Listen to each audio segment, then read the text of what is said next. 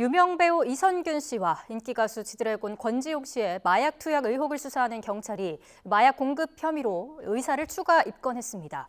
이 씨와 권 씨에 대해선 조만간 소환 통보가 이뤄질 거로 전망되는 가운데 권 씨는 입장문을 내고 마약 투약 혐의를 전면 부인했습니다. 이 내용 취재한 취재기자와 함께 자세한 내용 짚어봅니다. 유서연 기자.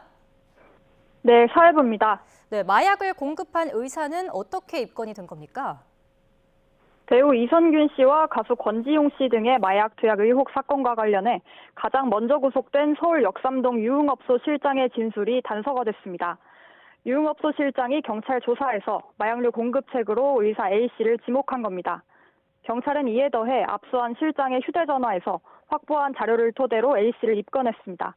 앞으로 A 씨가 공급한 마약의 종류와 제공 경로, 금품 거래 여부 등을 구체적으로 확인할 방침입니다. 또 마약 공급책이 A씨 말고도 더 있을 가능성 역시 배제하지 않고 있습니다. 네, 이선균 씨 마약 투약 의혹으로 사건이 처음 알려지기 시작했죠. 지금까지 수사 선상에 오른 사람이 모두 몇 명입니까? 의사 A씨가 입건되면서 이번 사건과 관련해 경찰 수사 대상에 오른 사람은 모두 10명이 됐습니다. 유흥업소 실장과 E씨, 권씨 등에 이어 A씨까지 모두 5명이 마약류관리법 위반 혐의 피의자 신분입니다. 재벌가 3세와 연예인 지망생, 방송인 출신 작곡가 등 5명에 대해서는 입건 전 조사가 진행되고 있습니다. 경찰은 이 씨와 권 씨 등이 국내에 체류하는 것으로 확인한 가운데 필요하면 출국 금지까지도 검토할 예정입니다.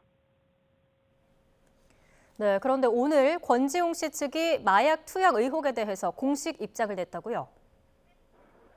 네, 권 씨의 변호인이 오늘 공식 입장문을 내고 권 씨의 견해를 대신 밝혔습니다.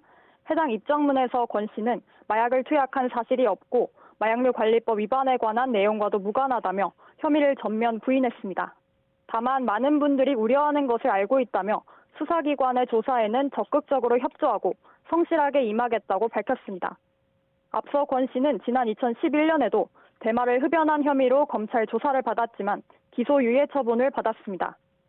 이런 가운데 이선균 씨 역시 이제껏 변호인을 통해 간접적으로 입장을 알려왔는데 혐의를 인정하는지에 대해서는 따로 밝히지 않은 것으로 파악됐습니다.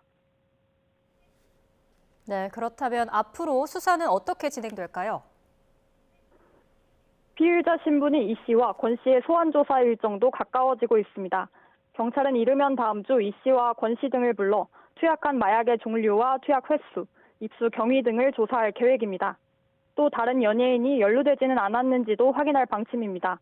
경찰은 다만 유명 아이돌 가수가 수사 대상에 포함됐다는 소문이 인터넷에 퍼진 것과 관련해서는 사실이 아니라고 선을 그었습니다.